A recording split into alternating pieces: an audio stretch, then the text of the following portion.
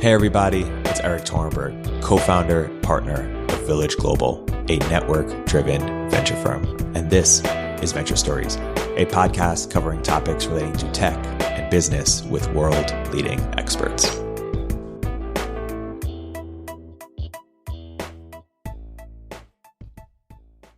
Hey everybody, welcome to another episode of Venture Stories by Village Global. I'm here today with two very special guests, Jeff Morris Jr. of Lambda School and Chapter 1, and Henry McNamara of Great Oaks. Henry, Jeff, welcome to the podcast. Thanks for having us and happy birthday. Thank you. Awesome to be here. Yeah, happy birthday, Erik. Awesome. I appreciate it. Excited to have you guys on and excited to chat about consumer. So Henry, why don't we start with you? You've been pretty active in the space. Why don't you talk about why and what within consumer has been so interesting to you and how that's evolved into where we are today? Where are you interested? Absolutely. So, I've been at Great Oaks for just about 7 years now. And in that time, the whole venture landscape has changed, 5-6 times, pretty drastically. So, we're a generalist firm. So we're investing all across different realms of consumer and also across different realms of enterprise. So we've certainly invested in a handful of companies, everything from consumer marketplaces, to D2C products. So, I think there's been a lot of attention on the direct consumer space in recent years and even in recent weeks. What was interesting to us, I think when we made a number of investments in D2C was, there was really an opportunity to use the D2C model to be able to scale more quickly at a point in time more efficiently, where you could, acquire customers online for a fraction of the cost. You could, basically offer better, more compelling products to consumers at a lower price than, you could through a third-party retailer. That is not necessarily the case anymore. So I think, you're seeing right now play out this change in D2C, which I don't think is the end of D2C. I think it's I think it's a change in the types of companies that are going to get funded. Without getting into specifics, I think a lot of the companies you've seen that have been having trouble that are D2C companies are ones that were really selling pure commodities and maybe, thinking that their special sauce was really a superior digital advertising specialty versus their actual product. So one thing that we consistently and continue to focus on is, if you're a consumer product company, product has to be where you differentiate. Trying to outperform other people, through customer acquisition, if you're paying to acquire customers, is never going to be a long-term viable model.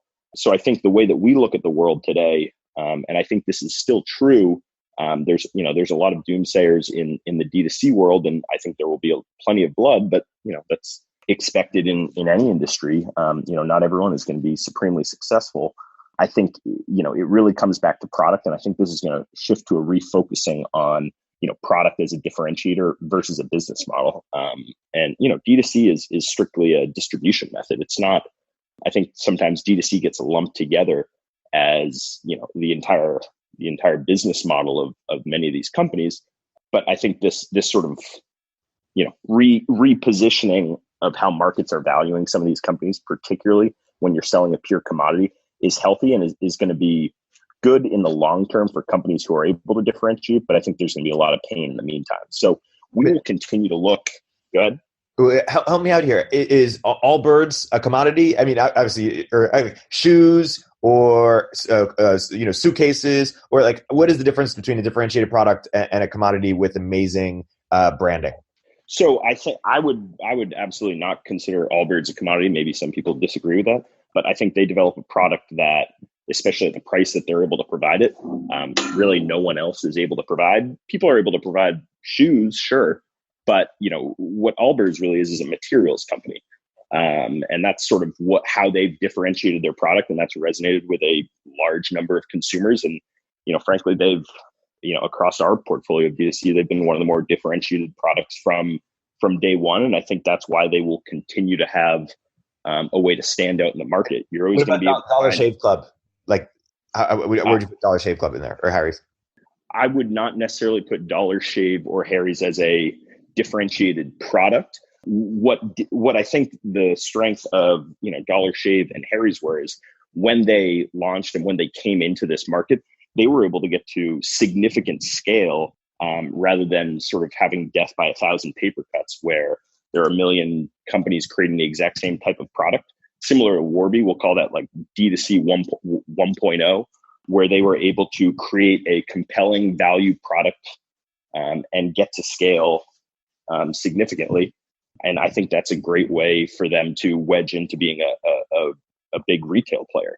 Now, that doesn't necessarily differentiate them long term, but they've built brands and they've gotten to critical mass. I think if you're starting a company today, it would be very difficult to scale to the levels they're at without a differentiated product. Yeah. So talk about 2.0, Henry, and then let's get to Jeff and what you make of the D2C collapse.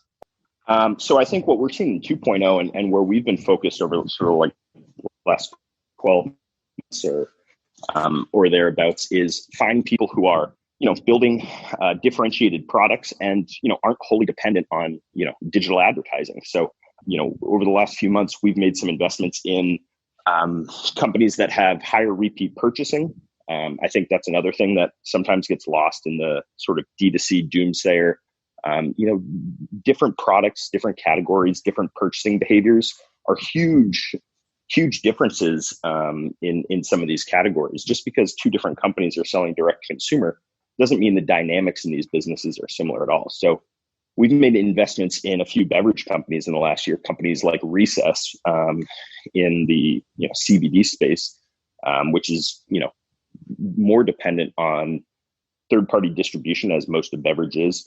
Companies like House, Haus, in the low ABV alcohol space, where they're coming into new categories within beverage that today don't really exist, and are both creating delighting customers with a different offering versus legacy and incumbent brands, and they're using different distribution methods than just raising gobs of venture capital in order to scale top line. So I think that you're going to see success stories, and in some ways, the limitations of less venture capital pouring in to acquire customers is probably going to be a good thing for these brands, partially because, there will be fewer competitors. There will be, you don't sort of have this arms race where people are just bidding against each other for the same customers. And, we continue to be excited by brands that are able to figure out novel ways to do that. And, really the art and science of making sure you have a product that people want before you, just immediately start scaling, which I think, a big problem with a lot of these D2C brands that have gotten upside down is raising too much capital too soon and sort of putting your foot on the gas on growth before really deciding whether or not your product is different and really valued and wanted in the market. And last question, and then we'll move to Jeff. How are you evaluating that? What are the metrics or criteria by which you're determining whether a D2C company makes sense for you concretely? So I think at the earliest stage, I think one of the problems that too many investors make is looking at it as more the science in that early stage. So we're focused on seed. For us, House is a perfect example. Their metrics when we invested there basically were at launch. We often invest sort of pre-launch or right around launch. If you were looking strictly by revenue, that's probably not an investment you're going to make. What got us excited there was it was a sort of a unique opportunity with Woody and Helena, who were both able to create this product that very few people can create. Woody comes from a long line of winemakers, owns a vineyard, and was able to sort of have this control over product and this real natural, authentic, these two were almost uniquely situated to create this company. And for us, that was, the trend towards low ABV, people who want to be social but aren't really met by the needs of traditional liquor companies. To us, that is a massive opportunity. And we thought this was the team who was uniquely suited to build that. Still early days there. I think the mistake a lot of early stage investors make is being too focused on revenue in the early days as the sole determinant of what will be a massive consumer hit. And I think for us, we have probably realigned even more so to focus focus deeply on product in markets that we think have explosive potential and go there very early when they're sort of still developing their overall strategy for how they become a billion-dollar brand. Awesome. Jeff, let's get to you. How do you make sense of the D2C collapse, and what are you likely to invest in the D2C space in the future, if anything? Yeah, sure. So I think, Henry kind of mentioned the biggest thing I look for is purchase frequency and de-risking the business model. And with that comes my natural inclination towards subscription products. And so the things that I look at and have invested in all have some membership component. And so, of my recent investments in D2C, Sunday is doing subscription lawn care. Misfits Market is subscription imperfect produce. Public Goods is like Costco for millennials. But these are all membership-based D2C products that have recurring revenue. They also happen to be brands that are uniquely focused on segments outside of Silicon Valley. And so, I think the death of every D2C product is launching in San Francisco. I'm sure there's examples that prove that wrong, but anytime I get a pitch and the entrepreneur's distribution is to tech people in San Francisco, I immediately cringe. And so, taking Sunday as an example, subscription lawn care, their target audience is the lawn owner in Houston, Texas. It's not someone who lives in the Mission. And I say that as a former Mission resident. So I love San Francisco, but it's just not the place you want to launch consumer products. And so I also look a lot at people who are targeting unique verticals that are just unexpected. So one recent example is Figs, who's making really stylish, comfortable OR scrubs for medical professionals, and is really being aggressive with outdoor advertising near hospitals and nursing facilities. Again, massive business that you just wouldn't think to build if you're creating something for tech people. So I'm looking for entrepreneurs who have really unique viewpoints, life experiences, and are targeting people outside of San Francisco. Totally. Talk more about some of the things that you're excited right now, Jeff. You mentioned your fun thesis is 7 Deadly Sins of the Future. Maybe we can get into that, and then maybe some thoughts around social or audio or some of the other thesis you have. Right. Yeah, sure.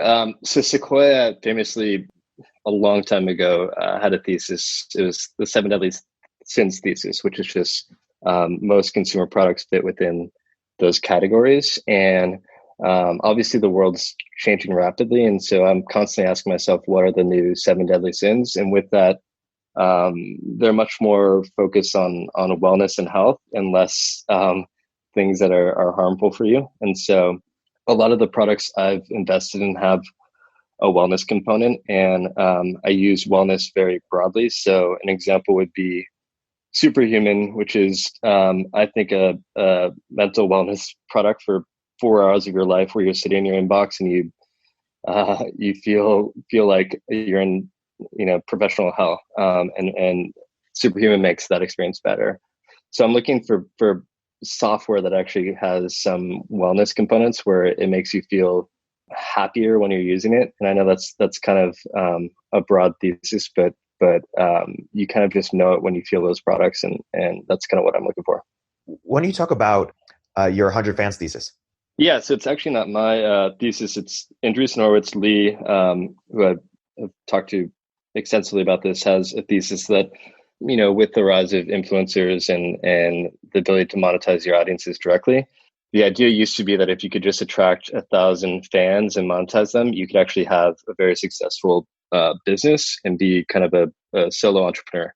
And now that we have super fans and we have more engagement tools than ever, her point was that if you could just monetize 100 fans at a high price point, you can actually, that's all it takes to kind of run a solo business. And I think there's a lot of truth in that. And so her challenge was to figure out if you can build a business or create a niche for yourself as an influencer, where only 100 fans are willing to pay for your product or your content, and see if you can build a business off of that. So I think in a long tail world of many interests, she's looking for businesses that help creators of all kinds just monetize kind of your whales, like the people who are really in love with your content and applying kind of everything we know from gaming and dating to to kind of like consumer businesses. So say more about where you're excited right now in social. Or you have the everything will become social thesis. You mentioned dogs, baby, weed on social unexpected places. Why don't you unpack some of these? Yeah, so dogs, babies, and weed was actually Henry, and I think that's why we're on this podcast today, because I mentioned it last time I was here. But like those three categories are just Henry tweeted about, and they just really stand out as kind of within like the product zeitgeist fit of 2020. We're all, and maybe it's an age thing. Like I'm 35 years old now, and all my friends are having babies, so it's just kind of like in my world. But we are all addicted to our dogs and our babies, and a lot of people love having access to weed, and especially as you get older. Exactly. And so that was just kind of the three categories that I've been looking at. I know Henry has. And then, in terms of what I'm really excited about, and kind of the everything will become social thesis, was looking for businesses that create social products in unexpected places. So, the older examples, Venmo, like who would have ever thought that payments would be social, and you could have build a social graph on top of payments. And then a more recent example on this was in Andreessen Horowitz investment is SnackPass. And so college kids use SnackPass to order ahead. And every time you order, you get points, which you can actually give to your friends. And there's also this really cool component within the product where you and a specific friend can build basically a Tamagotchi together that you have to keep alive. And you do that by giving each other points. And so who would have ever thought that, a food ordering product would have a Tamagotchi within it, and it would be targeted towards college kids. It's just trying to create these fun social interactions within payments and everything that you would traditionally think of as being kind of a private activity.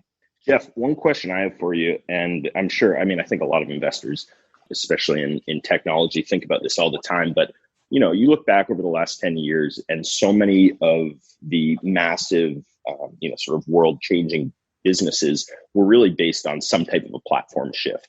I know you've focused a lot in areas like audio, and I remember hearing you talk about, Apple Watch as a platform and sort of looking for that next platform. It seems like a lot of people are constantly searching for that platform. Obviously, there hasn't been anything as tectonic as the mobile phone or smartphone in recent years. How much is your sort of investment thesis focused on sort of those platform shifts? And, what do you think the largest platform shifts that are going to allow massive, consumer applications of the next decade look like? Yeah, it's a great question. I mean, I think those tweets are kind of honestly me just digging for people who are interested or doing cool things in the space. I think as a consumer investor, you have to kind of hang out on the fringes of what is mainstream consumer. And so for me, it became an obsession with Apple Watch and biometric data, and reading every Apple patent filing and talking to like researchers who are in the audio space, specifically people who are focused more on biometric data, and it got me pretty deep within that world. And then in terms of kind of like platform shifts, I think we're all hoping for a platform shift, and we were hoping for that with crypto, and we were hoping for that with audio, and we still are. The truth is, as an investment category, if you're running a new fund like myself, you should only be allocating a small percentage of your fund to those categories. I think if you want to have a good shot at returning your fund, and I'm sure there's many examples of like early crypto funds that suggest otherwise, but we're all just kind of digging. I think I'm still really interested in kind of consumer 2.0 or social 2.0. And I kind of think of every social app as being like a restaurant, and, restaurants can become uncool over time. So if you think of Facebook as being like the McDonald's of social, not everyone wants to eat at McDonald's, and not everyone likes kind of fast food. And so what can you build that has kind of a different flavor or different taste that people might be interested in? And, the truth is, like, every social product eventually becomes less cool over time as the network grows. And so you see people building smaller kind of private communities and focusing on kind of this move towards smaller networks. And I think those are interesting. The trick there is we've seen this with like Raya and dating. The more you grow, the less cool the network becomes, and that's just a sad truth of consumer. And so, if you're trying to build like the Soho house of dating, it becomes really challenging to maintain that vibe as you grow. Mm-hmm. Yeah, no, I agree. I mean, that's somewhat at odds, obviously, with investor appetite. People want these massive networks that have a true network effect versus a highly fragmented system. But I think what you're saying is true. I think that's hard for a lot of investors to sort of wrap their heads around and understand what maybe a more fragmented social landscape will look like. Yeah, and it's funny. Like if you go up to and you spend time with firms, I think everyone's just kind of waiting and kind of at a loss for what to do in consumer. And so you see a lot of firms spending time in gaming and the gaming being the new social layer thesis is playing out, but that requires gaming as an investor requires a very specific background as an investor, and kind of similar to crypto. It's very hard to do something like gaming part-time and actually have an edge. And so some funds are actually hiring folks from gaming to become partners and kind of fill that role within their firms, rather than having like a generalist like myself make those bets. Right. I think one area that we're certainly focused on nowadays within the consumer realm, and I think a lot of firms are, as they sort of wait to sort of see how that next sort of platform shift and all the potential consumer applications that come from it are regulated industries. Areas like healthcare, areas like fintech, areas like education. And I think there's a lot of opportunities in all of those fields. Granted, heavily regulated, can be difficult to get, early traction, and often in all those industries, it's not a pure play consumer, but it's sort of a, B2B2C approach, particularly in healthcare. But, we've spent a good amount of time and have a decent amount of portfolio companies like Maven Clinic, offering benefits to female employees and sort of focused on prenatal care and prenatal benefits. Companies like Verta Health, offering tools to diabetes patients and sort of working with them through every step of their treatment to help improve outcomes. We think there's a ton of opportunity. Obviously, every investor, I think, sees the rising costs of healthcare and sort of the inefficient ways that care is delivered today. We think that consumer angle, whether it's direct to consumer or sort of B2B2C, has some major opportunities, and those are some of the areas where we've been spending a lot of our time as we sort of wait to see what the next platform shift will be. Henry, I'm curious, what do you think of psychedelics and kind of what becomes like the next iteration of cannabis within investing? Because I think everyone's kind of looking for like the next unlock of whatever what would that be in your mind? That's hard to say. I mean, I think so many people are trying to push to the forefront of what comes next because they see areas like THC or CBD become effectively commoditized very quickly, and it's hard to get super excited about someone starting another cannabis brand today when the market's already more than saturated. It's really hard to see how one can have a distribution model that is going to lead to a larger expected return.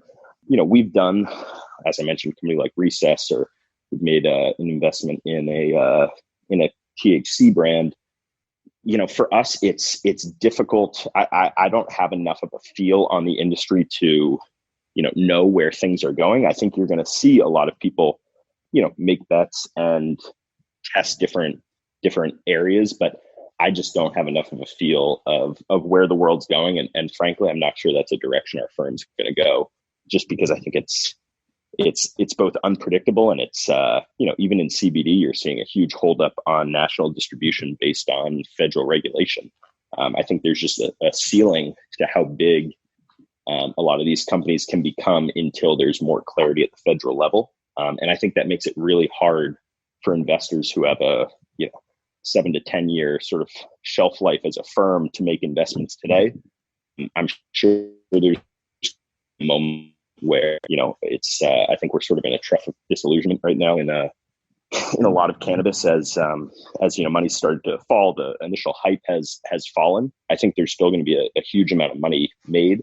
I think we just need more clarity at a federal level before you're going to see a lot of big institutional money sort of re-energized in the space. So I don't know if that answers the question, but I just really it does. Yeah. One interesting thing is just seeing so like when cannabis became investable, seeing which firms made those bets and seeing a lot of them just said, hey, we can't legally do this because of our LP structures, and then you kind of saw more people get permissions or approvals to invest in the category. So it's funny seeing the chain reaction of like one firm says like we'll do this, and then suddenly like everybody piles in. But it always takes one or two firms taking that leap to kind of create that wave. Totally. Henry, why don't you talk a little bit more about how you're thinking about consumer and regulated markets, or more broadly where you're excited to invest and look now? Sorry, I know I mentioned healthcare earlier as an area that we're excited about. Everything from mental health. We recently made an investment in a company that's sort of helping the patient or consumer, in their lifetime follow along with addiction treatment.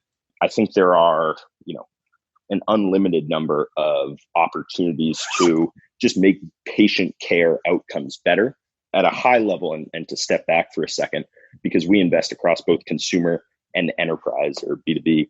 And last year was actually the first year we invested more in B2B than we did in consumer in, I think, 4 years. We look at the areas of the economy where costs are growing fastest relative to GDP, where you get education, healthcare, housing and construction costs. And so those are areas that we're particularly focused on. And I think healthcare is one where we see just so many opportunities to improve the experience. And even a, small improvement in outcomes is such a massive amount of savings.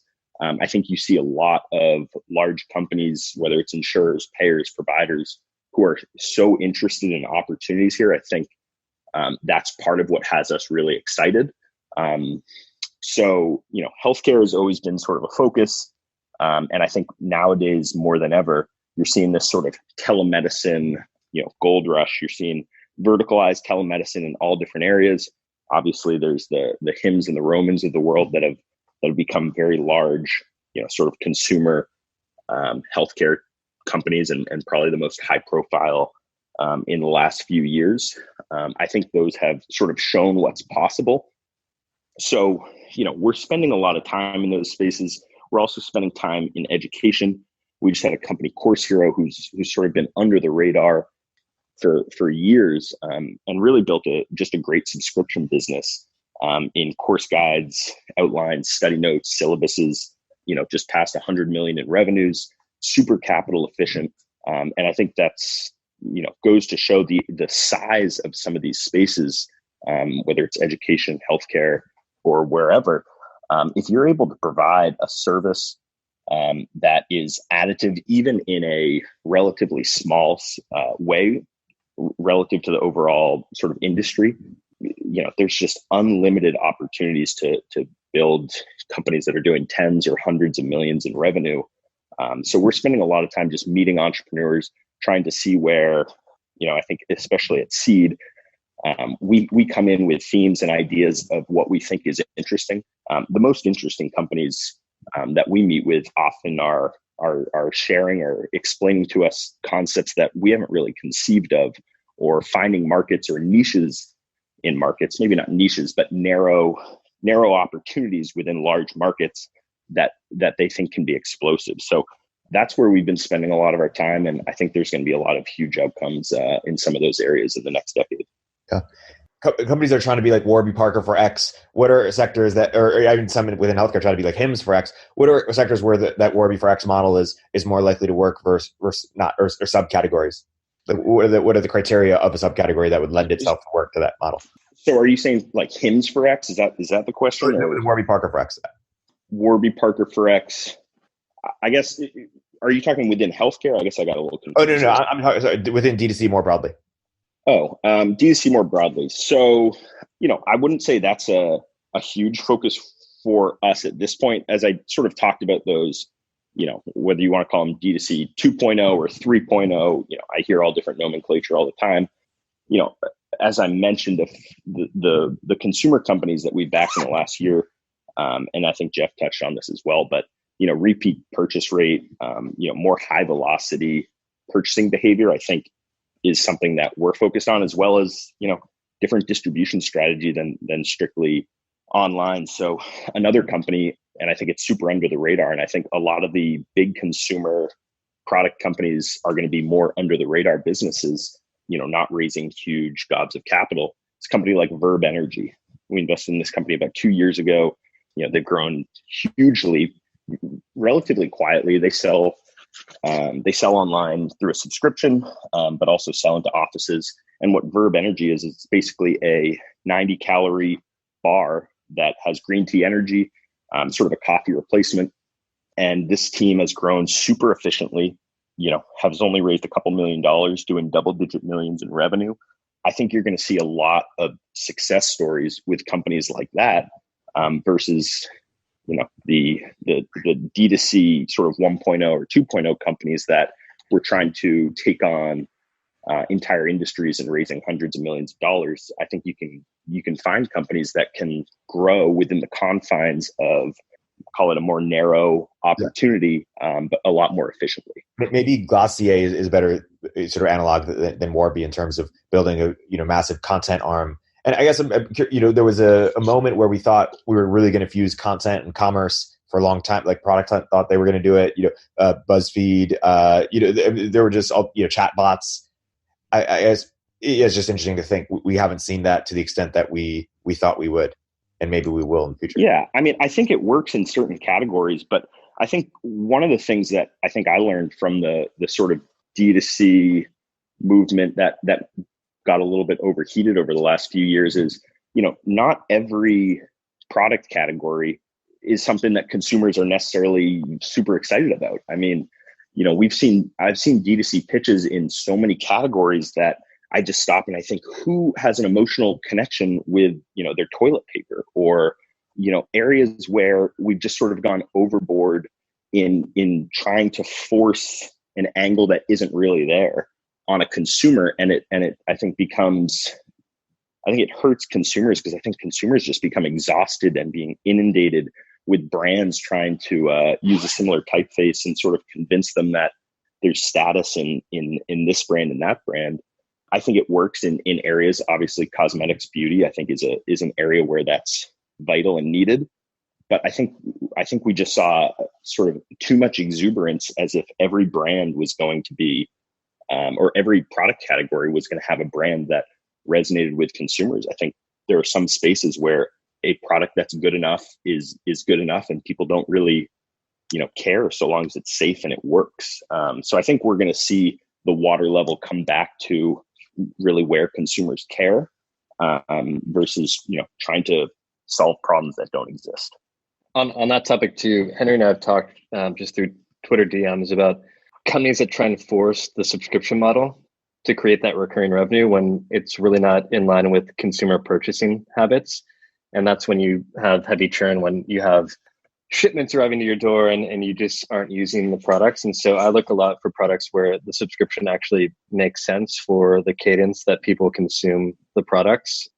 So like in the toilet paper example, if you're sending toilet paper every week, like maybe that's too much, and maybe it works for your business model, but it doesn't work for the consumer. So there's a really important line to draw there.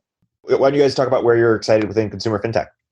Sure. I think Henry and I have talked about kind of the future of neobanks, and for a while, I think towards the end of last year, 2019, a lot of investors were they weren't bullish on neobanks, and they were they thought there were too many neobanks in the world.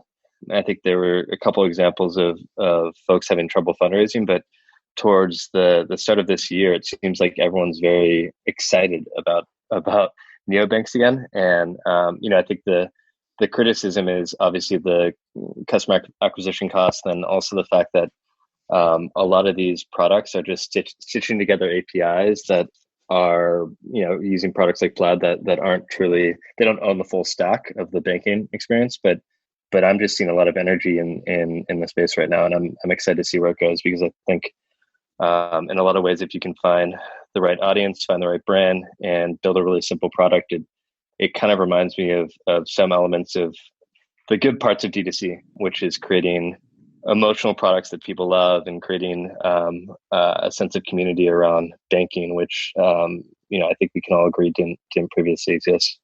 Yeah, I mean, I totally agree. I mean, some of our investments we're most excited about in consumer fintech are companies like Acorns or Petal, which are really focused on serving consumers who were previously not well provided for by large financial institutions. So I think part of what's exciting about neobanks and new consumer fintech applications is providing for consumers who have been sort of left behind by legacy financial services. But I think, just like we're seeing in sort of D2C consumer products, I think the pause that a lot of investors have felt across areas in consumer across the board is just, what are outcomes going to look like for these large consumer fintech companies that have raised money at high prices, that have grown revenue to a really high number. We haven't ever really seen a large financial institution acquire a consumer venture-backed business at a high level. The Chimes, the Robinhoods, they've grown top line. We don't have too much clarity on what the underlying business looks like. At least I don't. So I think that's where a lot of these pauses and sort of concern in consumer investing comes from, is just, what are these exits going to look like, and who are the acquirers, or are all these companies effectively going to have to be public companies if they really want to get liquidity at those levels? Totally. I think that's a good place to wrap. My guests today have been Jeff Morris of Chapter One and Lambda, and Henry McNamara of Great Oaks. Henry, Jeff, thank you both so much for coming on the podcast. Thanks for having us, Erik. Thank you. Happy birthday, Erik.